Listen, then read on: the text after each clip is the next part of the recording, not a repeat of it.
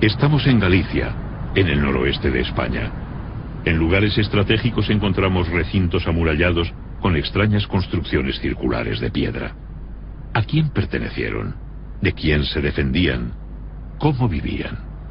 Son los vestigios arqueológicos del pueblo castreño. Este es el castro de Baroña, en Portodosón, en la ría de Noya. Así era en su tiempo.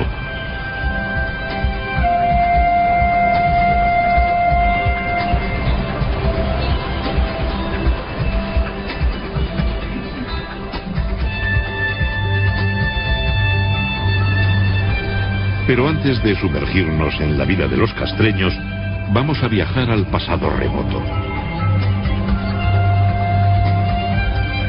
En estas tierras de escabrosas costas y enormes acantilados, el mar fue desde antaño una vía de comunicación entre los pueblos que habitaron el litoral del Océano Atlántico. El hombre del Paleolítico buscó cobijo en cavernas y abrigos naturales. Su vida itinerante de cazador-recolector le permitió sobrevivir en un entorno feraz y lleno de peligros. Su forma de vida conoció un cambio radical con la llegada de la agricultura. Fue entonces cuando comenzó a dejar su huella en el paisaje. En el megalítico, el mar se convirtió en una fuente de contactos. Antes de la edad de los metales, los pueblos de la Europa atlántica fueron los primeros en construir grandes monumentos destinados a perdurar en el tiempo.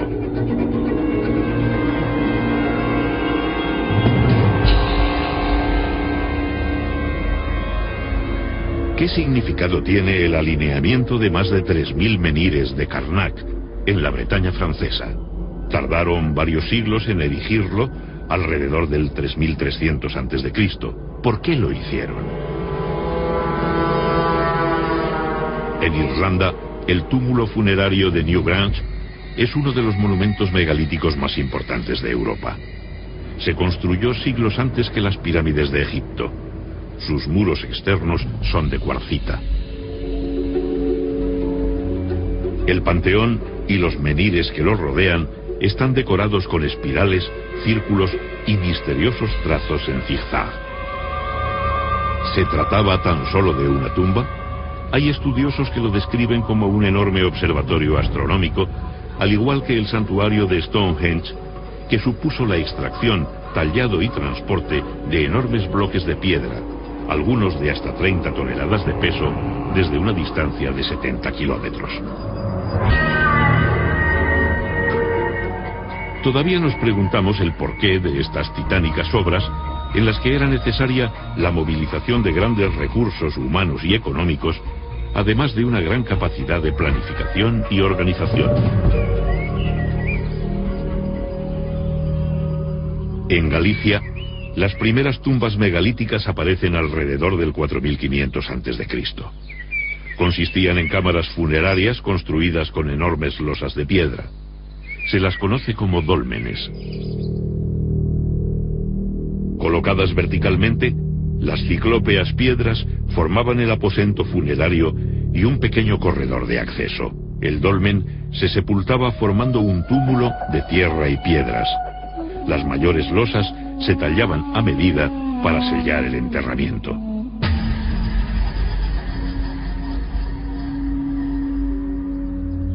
El cuerpo del difunto era inhumado en el interior del dolmen. Los objetos de prestigio de sus ajuares funerarios ponen de manifiesto la existencia de jerarquías sociales. Aquellos dólmenes, o mámoas, como se les llama en Galicia, donde se enterraba a personajes notables para la comunidad, funcionaban como auténticos mausoleos, es decir, eran a la vez tumbas y santuarios donde se celebraban ceremonias de ofrendas a los ancestros y de culto a los muertos.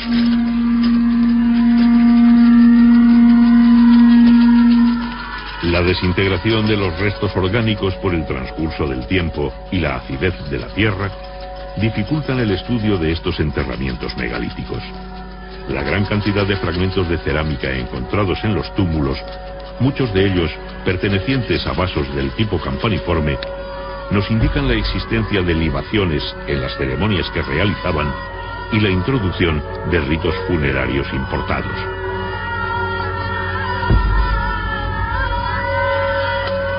El colosal esfuerzo invertido por estas sociedades del final del Neolítico en la construcción de estos monumentos y su profusa presencia en el paisaje evidencian la importancia que tenían los antepasados y su profunda creencia en el más allá, en la vida después de la muerte.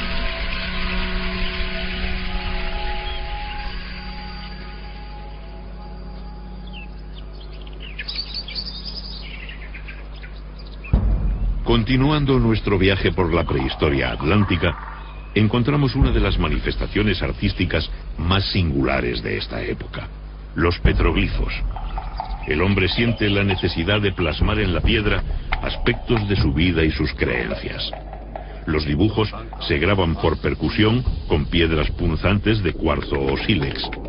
Los surcos se ensanchan por abrasión. Combinan símbolos de carácter religioso con escenas de la vida cotidiana. Las Rías Bajas gallegas son el principal foco de arte rupestre atlántico, presente también en las Islas Británicas y en la Bretaña francesa.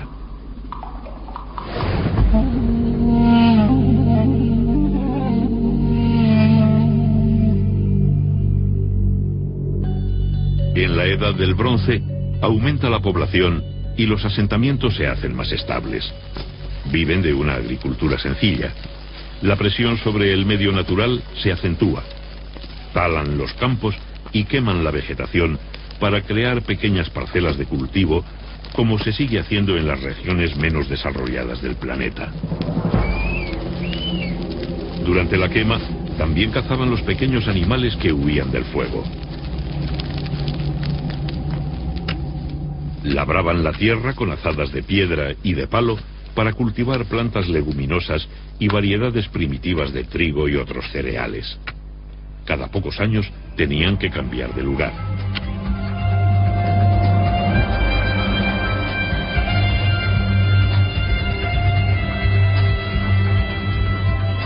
La ganadería cobra mayor importancia como actividad económica. Constituye una incipiente industria de productos como carne, lácteos, pieles y lana.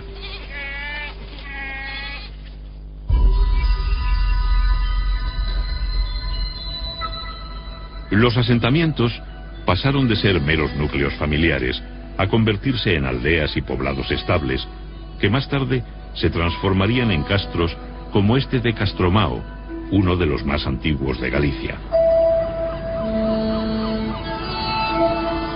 En la costa se establecen en lugares estratégicos como puntas y penínsulas que les ofrecen buenas condiciones defensivas naturales, reforzadas mediante terraplenes y empalizadas.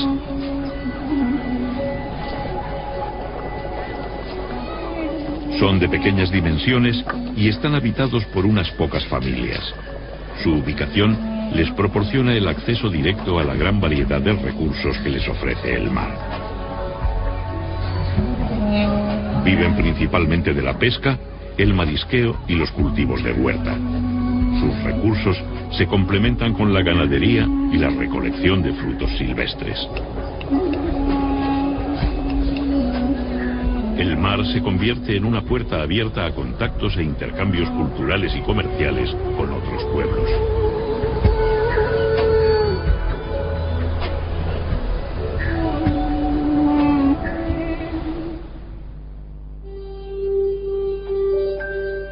La metalurgia, la mayor innovación tecnológica de la historia de la humanidad, provocó una verdadera revolución, un cambio global. Algunas piezas metálicas se convierten en bienes de prestigio y pasan a ser de gran valor. Los útiles de piedra pulimentada sirvieron de modelo a las nuevas herramientas de bronce. Desde la aparición de la metalurgia, en torno al 2500 a.C., las manufacturas metálicas fueron objeto de intercambio a lo largo de las costas atlánticas y más allá. Un intenso tráfico marítimo unía la península ibérica, las islas británicas y la zona del Canal de la Mancha. Navegaban en embarcaciones construidas con mimbre y revestidas de pieles impermeabilizadas con sebo.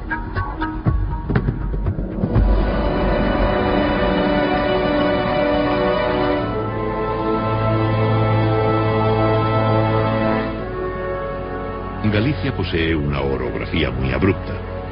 Cuenta con numerosos sistemas de monte bajo, mesetas, valles y montañas que se elevan a más de 2000 metros de altitud, con sus laderas tapizadas por una exuberante vegetación de especies de hoja caduca, como hayas, robles y alisos.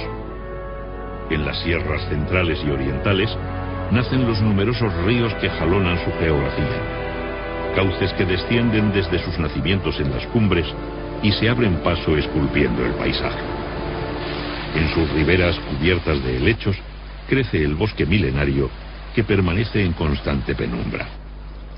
El paisaje se torna misterioso y secreto.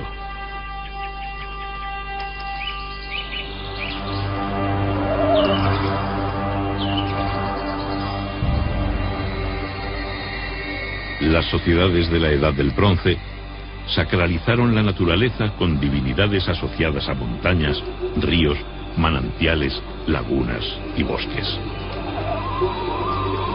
Chamanes y curanderos encontraron la inspiración de su don en el corazón de estos bosques, que todavía hoy son objeto de enigmáticos relatos sobre brujas y sortilegios. Muchos rasgos de las prácticas religiosas de la Edad del Bronce han llegado hasta nuestros días, fosilizados en el folclore europeo. Ninfas, trasgos, gnomos y otros espíritus son entidades míticas que hunden sus raíces en esta remota época. Posiblemente, los pescadores y cazadores que se adentraban en estos parajes ocultos se sometían a algún tipo de iniciación parecida a las que todavía se realizan en algunas comunidades de creencias animistas de África y América, para protegerse de las terribles fuerzas sobrenaturales que existían en estos lugares.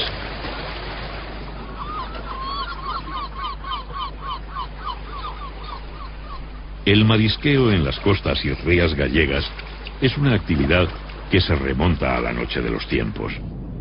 El llamado fenómeno de afloramiento provoca un extraordinario aumento del fitoplancton en el agua, que convierte este litoral en un área de pesca y de biodiversidad única en el mundo. Los pobladores de finales del Bronce y principios de la cultura castreña capturaban crustáceos entre las rocas de la zona intermareal. También consumían percebes, mejillones, lapas y caracoles marinos. La pesca se documenta por los numerosos restos de peces encontrados, como merluzas, caballas, jureles, besugos, congrios y un sinfín de especies más. Para su captura empleaban redes y anzuelos de cobre, bronce y hierro. El pulpo lo deshidrataban para su conservación y los pescados azules los secaban después de ahumados.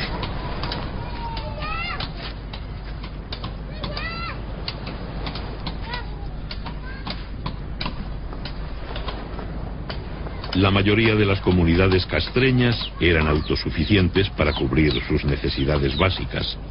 Incluso tenían capacidad para producir excedentes. En sus corrales criaban animales domésticos como conejos, cerdos y algunas aves. Las necesidades que no podían satisfacer, como la sal y los minerales destinados a la metalurgia, motivaban constantes trueques con otras aldeas. El curtido de pieles era la base de la industria del cuero.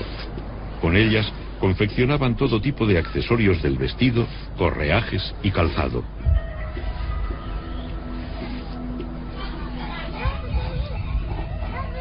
La molienda del grano la realizaban en molinos barquiformes que exigían un considerable esfuerzo.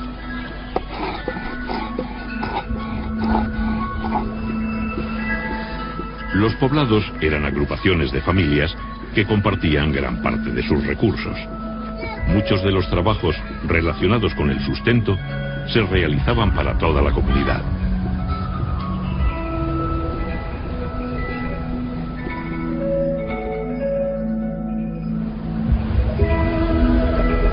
Viajamos hasta La Lanzada, en las Rías Bajas.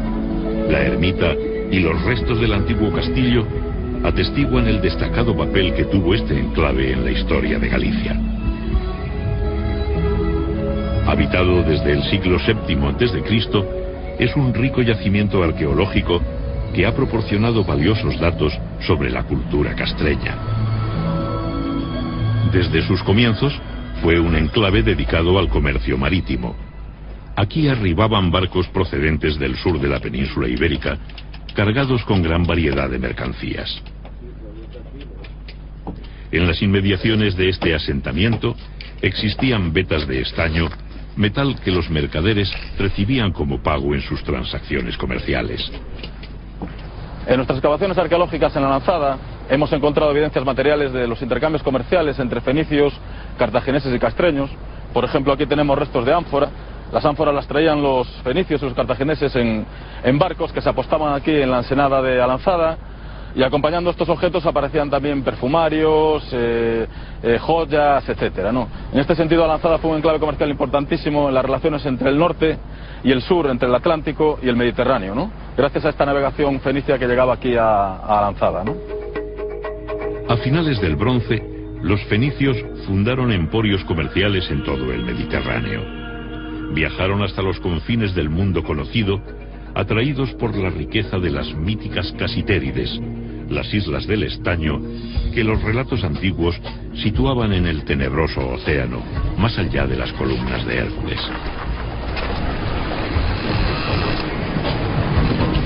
Las Casitérides eran para los mediterráneos una especie de Eldorado, un lugar de su geografía mítica que representaba la proverbial abundancia de metales de las tierras atlánticas. Comerciaron con los pueblos atlánticos durante centurias hasta la caída de Cartago en el siglo II a.C. Traían vajillas, joyas, tejidos, conservas, sal y metales. A comienzos del primer milenio a.C., los fenicios ya habían introducido el hierro y el vidrio en los circuitos meridionales del comercio atlántico.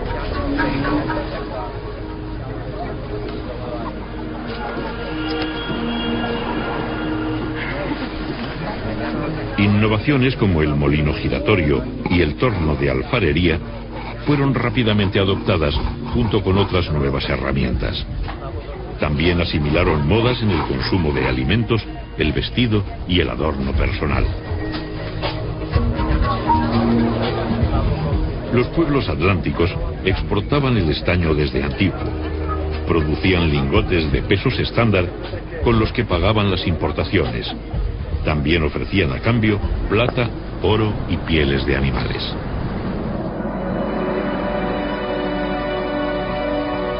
A comienzos de la Edad del Hierro, en los poblados de altura de toda Europa, se construyen defensas y murallas. El colapso de civilizaciones mediterráneas como la micénica y la hitita provocó el hundimiento del comercio. Los metales comenzaron a escasear y se encarecieron. Los poblados tuvieron que fortificarse para defender sus reservas y su producción metalúrgica de los ataques de las bandas de pillaje. En toda Europa se vive un ambiente de mayor actividad bélica.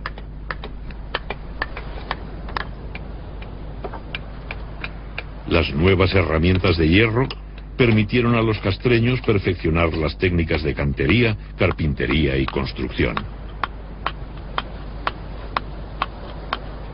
Al mismo tiempo que los poblados se amurallaron convirtiéndose en pequeñas fortalezas, las viviendas de barro se transformaban en casas de piedra.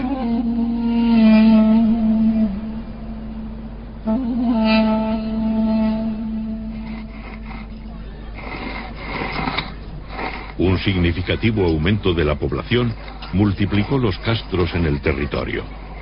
La tecnología agrícola permitió explotar con más efectividad los suelos de los valles, mucho más productivos. Los nuevos asentamientos se situaron en las tierras bajas.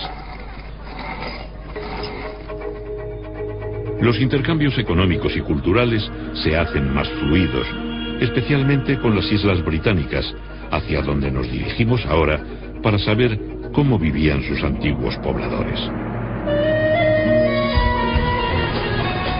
Al borde de un acantilado de 100 metros de altura, encontramos Duna Ongasa, el mayor poblado fortificado prehistórico de las Islas Aran, en Irlanda. Su sistema defensivo de murallas concéntricas y piedras hincadas es muy similar a los castros de Galicia. La reconstrucción del poblado de Castle Henleys, en Gales, pone de manifiesto la semejanza en usos y costumbres que tenían los pobladores de los territorios atlánticos. Sus casas de planta circular, paredes de piedra y techumbre cónica vegetal son prácticamente iguales a las castreñas. Las paredes enlucidas muestran dibujos circulares y cruciformes de simbología solar.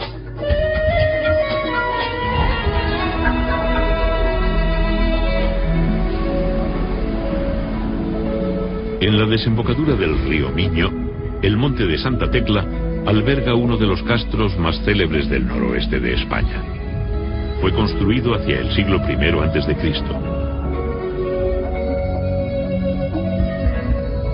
Desde el yacimiento arqueológico se presencia uno de los paisajes más bellos de Galicia. Casas, escaleras, hogares, vías empedradas y conducciones de agua nos hablan de una sociedad que llegó a un considerable desarrollo técnico para su época. Los canteros labraban las piedras de diferentes maneras para adaptar las construcciones al terreno. Los grandes corrales que se aprecian en algunos yacimientos nos indican la importancia que tuvo el ganado vacuno, que les proporcionaba fuerza de tiro, alimento, pieles y abono.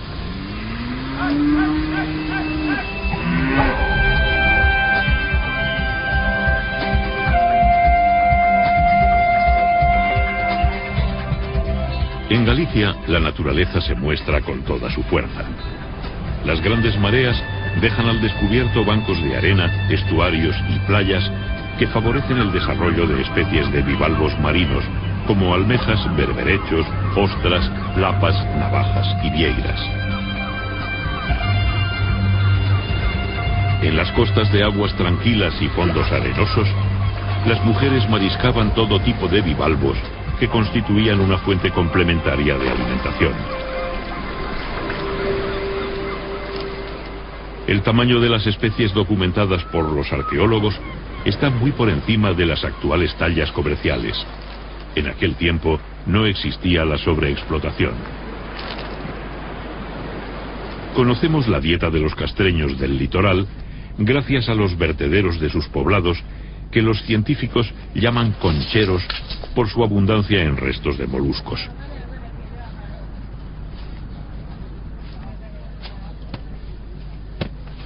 La actividad textil estaba a cargo de las mujeres. Los numerosos restos de husos y pesas de telar encontrados en las excavaciones revelan que la confección de tejidos era de gran importancia para estas comunidades. El lino y la lana constituían la base de la industria textil, que también incorporó las innovaciones mediterráneas. Telares compuestos y de placas, ruecas y sarillos permitieron perfeccionar la hilatura y el tejido. Del exterior llegaron nuevas influencias en el vestido y adorno personal. El afeitado se pone de moda. Para preservar el grano de la humedad, fabricaban los cabazos de mimbre, que fueron los precursores de los típicos hórreos gallegos.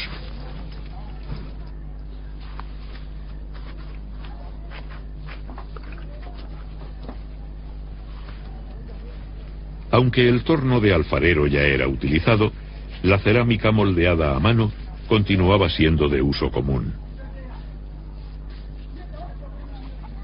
Para su fabricación se elaboraban rulos de arcilla que eran colocados en espiral, creando la forma básica del cacharro.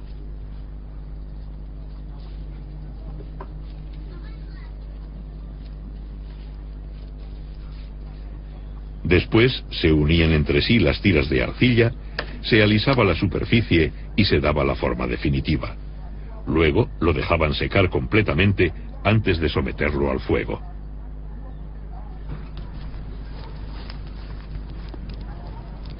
Para cocer las piezas más finas, usaban hornos cerámicos especializados, pero el primitivo horno de hoguera se seguía utilizando habitualmente para la cocción de pequeñas piezas de uso doméstico.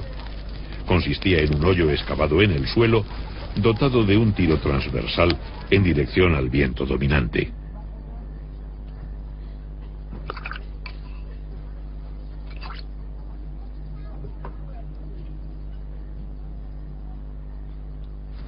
Más tarde, la pira se cubría parcialmente con tierra para concentrar el calor.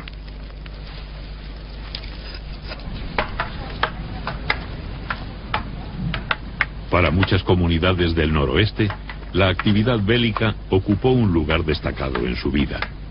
Desde jóvenes se preparaban para la guerra.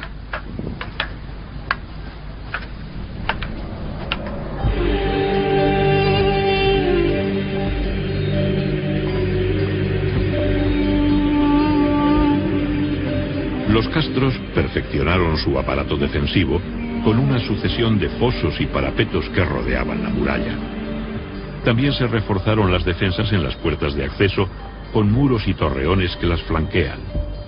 Estaban construidos para ver y ser vistos. En poblados de última época, como en este de Villadonga, en Lugo, las murallas poseían una intencionada monumentalidad que prestigiaba el conjunto.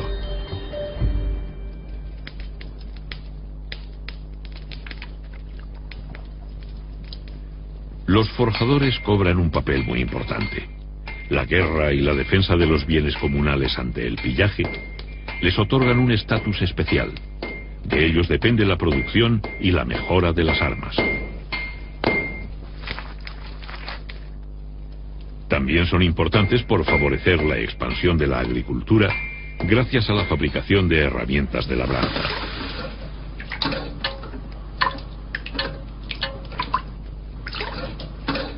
Los guerreros galaicos ceñían un puñal al cinto y portaban un escudo redondo llamado caetra. Podían llevar una espada o varias lanzas. Se protegían con cascos, corazas y grebas y se adornaban con torques, brazaletes y diademas. Los hombres, las mujeres y los niños que vivían en los castros formaban parte de una sociedad guerrera y campesina.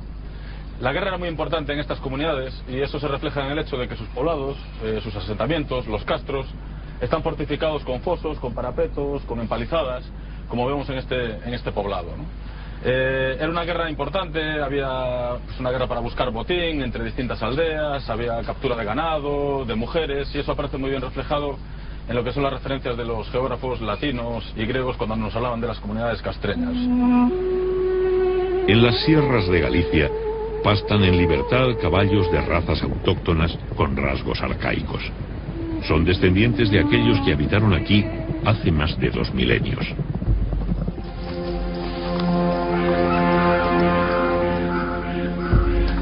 Los caballos eran un símbolo de poder y riqueza. Nunca formaron parte de la dieta, se utilizaban para la guerra y en los sacrificios. El autor clásico Diodoro de Sicilia nos habla de las bandas de pillaje. Cuando sus jóvenes alcanzan la plenitud de su fuerza física, aquellos que son pobres en riquezas materiales se reúnen en lugares montañosos y de acceso difícil, donde forman bandas de talla considerable y después bajan a Iberia y juntan riquezas gracias al pillaje. Por su importancia, los caballos constituían un magnífico botín. Los valerosos jóvenes de estas bandas capturaban los caballos derribándolos. Posiblemente esta forma de atraparlos haya perdurado hasta nuestros días en la popular fiesta de las rápadas vestas, en la que una vez al año bajan los caballos del monte, los apresan y les cortan las crines.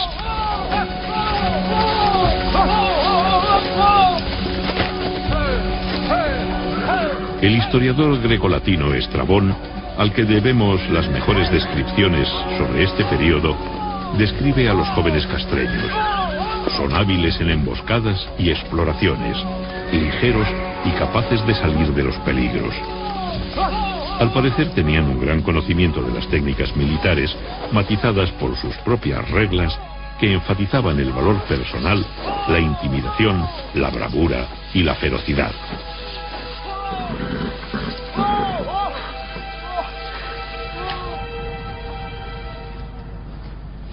se puede suponer la existencia de ceremonias iniciáticas. Para ser aceptados como guerreros, los jóvenes debían superar una prueba: la caza de algún animal salvaje, como un oso, un lobo o un jabalí, o matar a un enemigo.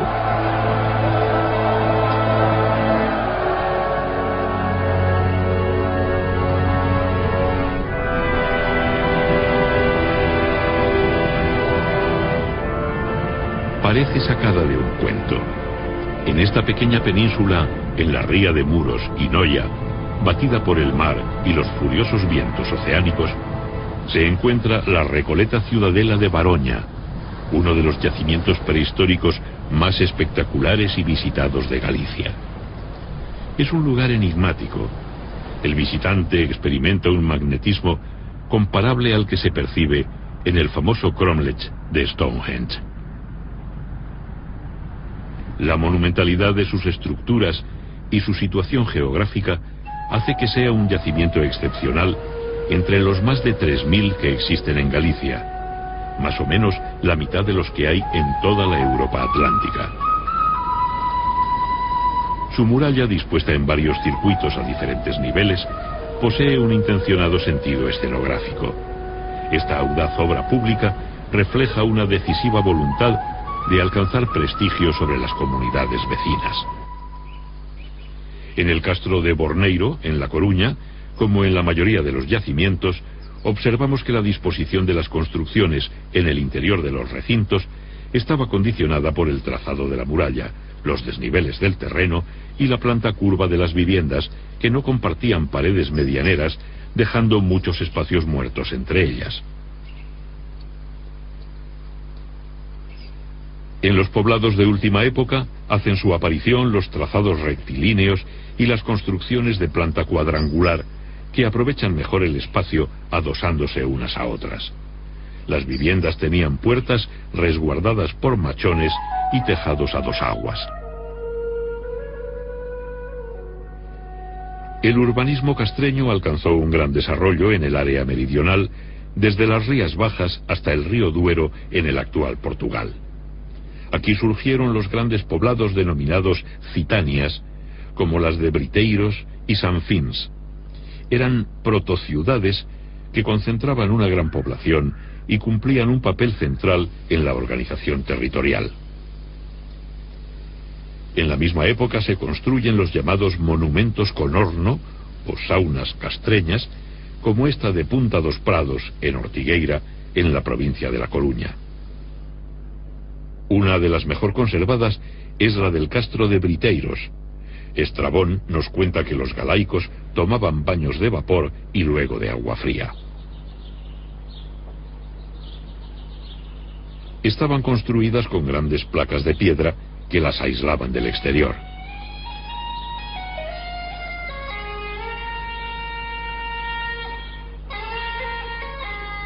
La cámara de vapor se cerraba con la llamada pedra formosa, decorada con rosetas, sogueados, esvásticas, reticulados y entrelazados.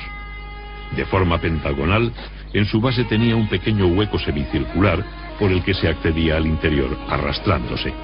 De esta forma se evitaba que la fuga de vapor fuera excesiva. La sauna castreña era de planta rectangular parcialmente soterrada, con tejado a dos aguas y dividida en 3 cámaras y un atrio. El agua se canalizaba hacia el interior para ser calentada en contacto con piedras candentes en la cámara del horno. Otro magnífico ejemplo de sauna lo encontramos en Sanfins, también en Portugal. Según algunos autores, la práctica termal castreña tenía un marcado carácter religioso, relacionado con ritos iniciáticos guerreros y de purificación. Se las llamó pedras formosas por la belleza que poseía la primera que se encontró en Briteiros a finales del siglo XIX.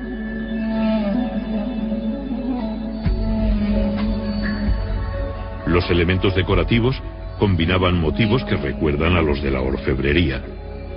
Algunos se pueden considerar protectores, como las esvásticas, un símbolo de buen augurio que aún se mantiene en la Galicia rural.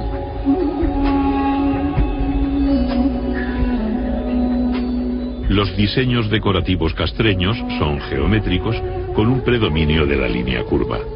Se cree que estos elementos arquitectónicos buscaban la ostentación para expresar el prestigio social de los moradores de las casas.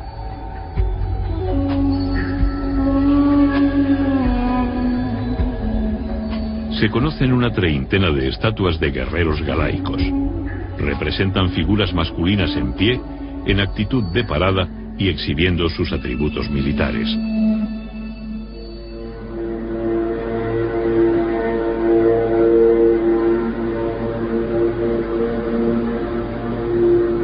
Ocultos en lo más profundo de los bosques se encontraban los santuarios castreños dedicados al dios Lugh, el más importante del panteón céltico. En lugares determinados de los ríos, que simbolizaban las puertas al otro mundo, se practicaban los rituales de ofrendas de armas dedicados a la diosa Nadia, protectora de la comunidad y vinculada a la idea de la reencarnación. Los guerreros se despojaban de sus armas ante la presencia de chamanes consagrados a esta deidad.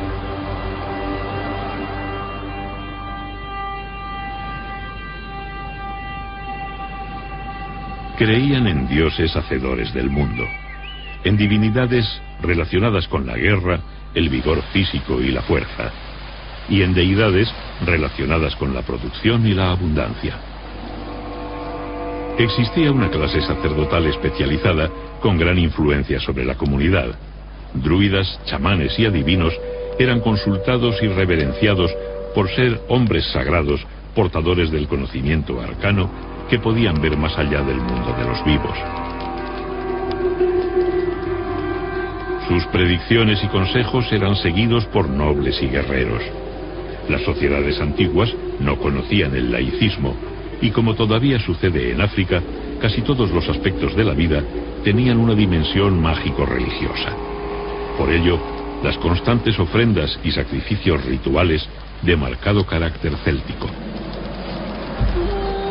Desde su origen en el norte de los Alpes, la lengua celta se extendió por todo el occidente, llegando a la península ibérica, donde se hablaban variantes arcaicas de esta lengua. En muchos lugares donde actualmente se ven cruces, antiguamente había estelas dedicadas a los lares viales. La Iglesia los sustituyó desde el siglo VI.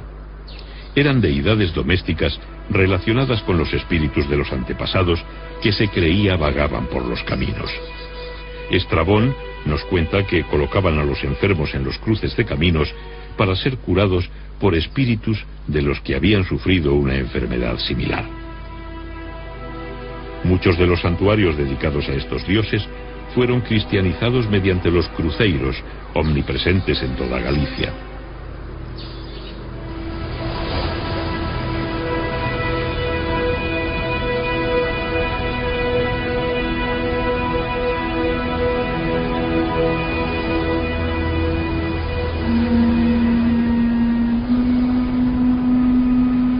El cuerno fúnebre suena desde lo más alto del acantilado. Un poderoso guerrero ha muerto y va a ser incinerado. Estos farallones que se adentraban en el mar, al igual que las islas, eran considerados territorios limítrofes entre el mundo de lo terrenal y el sobrenatural, situado en un lugar lejano en medio del océano.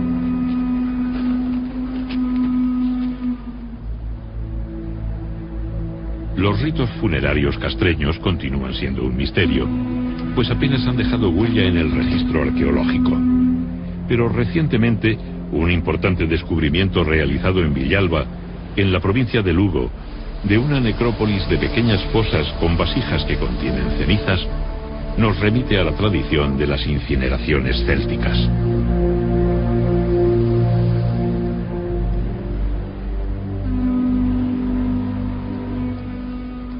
El difunto era despojado de sus joyas personales como pulseras, torques y su puñal de antena. El oficiante entregaba sus armas y posesiones al sobrino del finado. En estas tierras del noroeste, tradicionalmente las hijas heredaban de sus madres. Los varones estaban ligados especialmente a su tío materno.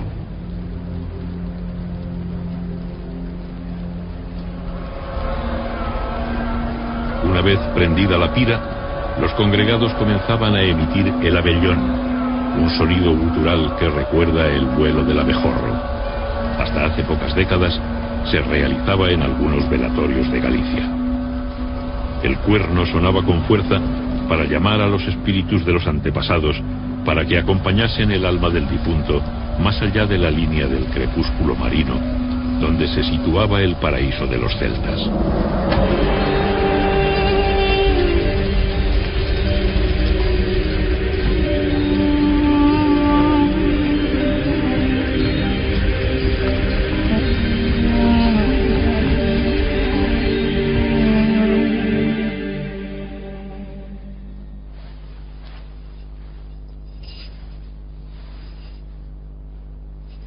Los recientes descubrimientos realizados en castros de Galicia documentan que las cenizas del difunto se enterraban en una cista o arqueta en el suelo de la casa familiar.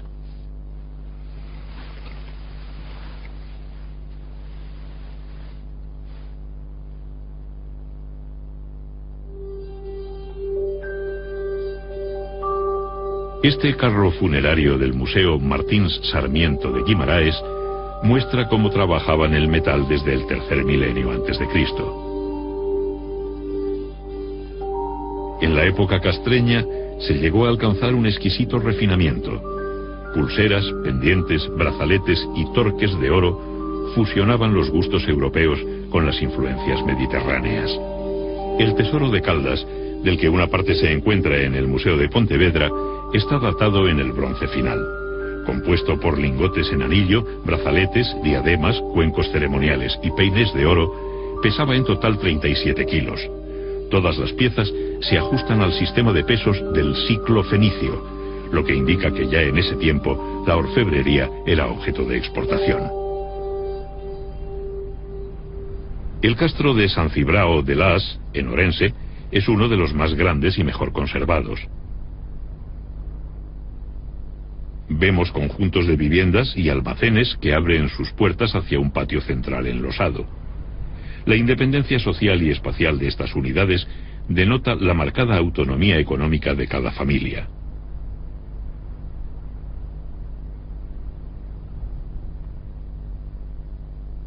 Las murallas son monumentales.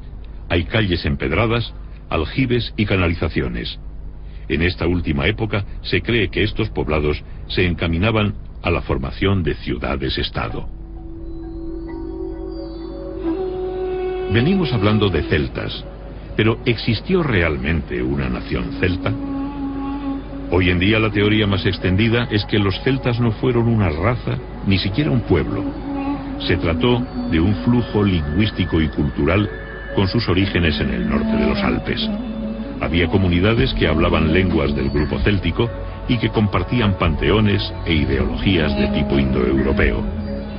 Lo cierto es que muchos pueblos de la antigua Galicia se llamaban a sí mismos celtas, hablaban dialectos célticos, tenían divinidades de origen celta y fueron identificados por los clásicos como celtas.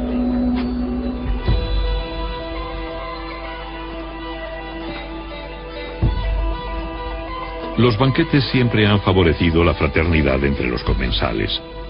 En aquella época, y según el cronista Estrabón, en ocasiones especiales, los jefes castreños de diferentes clanes celebraban banquetes que adquirían un carácter de ritual.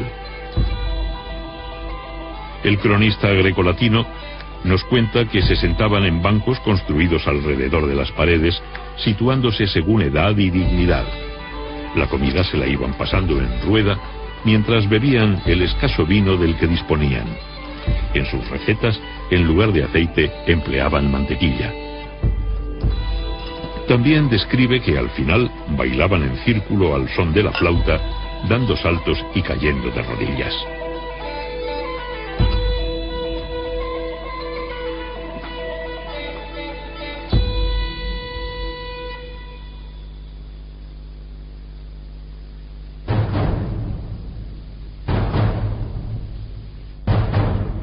La sedante quietud de la naturaleza se ve alterada por un lejano son.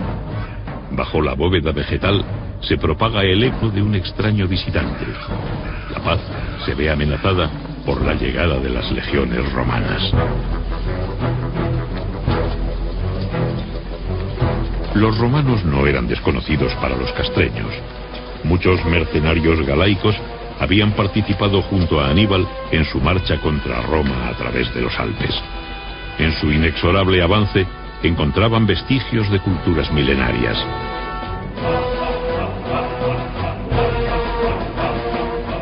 En la comarca del Bierzo, lindando con la actual Galicia, el fantasmal paisaje de las Médulas sobrecoge por su magnitud. Sus paredes verticales son el resultado de una demolición premeditada de la montaña que existía antes de la llegada de los romanos. Era el mayor yacimiento de oro del occidente romano, donde se aplicaron procesos de extracción del metal que se usarían hasta la revolución industrial. Para acceder a los filones de oro de las profundidades, los mineros romanos demolían enormes masas de tierra mediante el sistema de ruina montium. Creaban una red de pozos y galerías sin salida, en las que se introducía de súbito un enorme caudal de agua, almacenado en grandes balsas a mayor altura. Esto producía la compresión del aire en los túneles, que actuaba como un explosivo. La masa minada se desgajaba de la montaña y se derrumbaba. El oro galaico supuso un acicate para las ansias de conquista del imperio. Se calcula que en las minas del noroeste los romanos extrajeron unos 200.000 kilos de oro.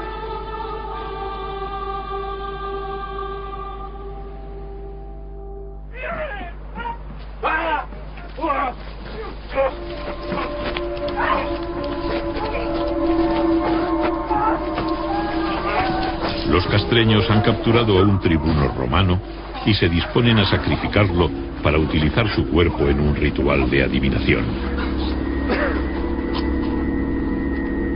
Estrabón nos relata estas prácticas adivinatorias. Examinan las entrañas sin extraerlas, y examinan las venas del torso y adivinan tocándolas, y consultan las entrañas de sus prisioneros de guerra. Los cubren con sagos y después el hieróscopo los golpea por encima de las vísceras. Dan un primer presagio por la forma en que cae el cuerpo. Cortan la mano derecha de los prisioneros para consagrarla al dios Ares. La ocupación del territorio noroccidental peninsular fue lenta y costosa. La conquista se realizó en 3 fases. En el año 136 a.C., Bruto el Galaico anexionó la zona entre los ríos Duero y Miño. En el 61, Julio César llega hasta el puerto de los Ártabros en una expedición marítima, no encontrando resistencia. El emperador Augusto en persona dirige las campañas de las guerras cántabras, que finalizan en el 19 a.C. Diodoro relata que los norteños cantaban himnos de victoria cuando eran crucificados. Los prisioneros se suicidaban. Las madres mataban a sus hijos antes que caer esclavos. Preferían la muerte a la derrota. La llegada de los romanos trajo el ocaso a los galaicos.